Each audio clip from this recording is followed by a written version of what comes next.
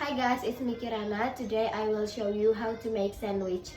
The ingredients are bread, smoked beef, egg, cheese, lettuce, mayonnaise, and butter. Bring a pan with some butter.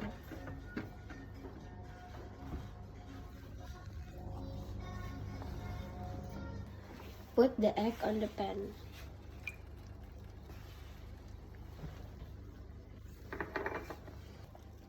Seasoning with salt and pepper.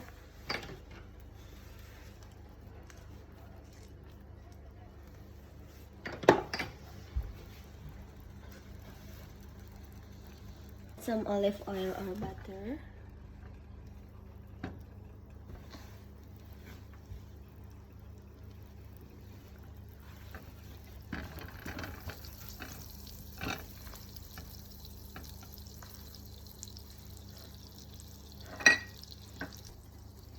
Roast the smoked beef.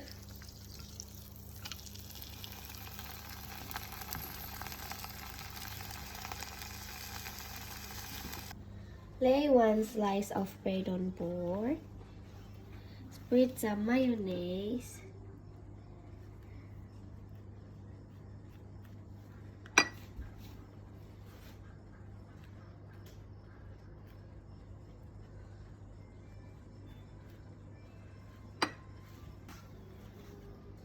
Add 2 leaves lettuce. 1 egg. 1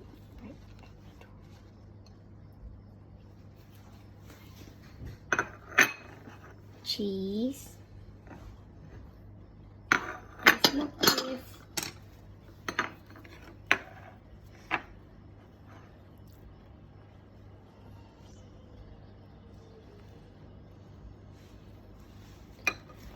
Then put another bread over the top. Cut half diagonally.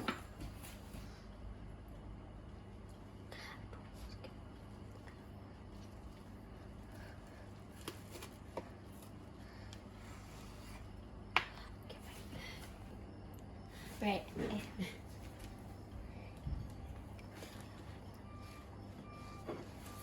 Ready to serve.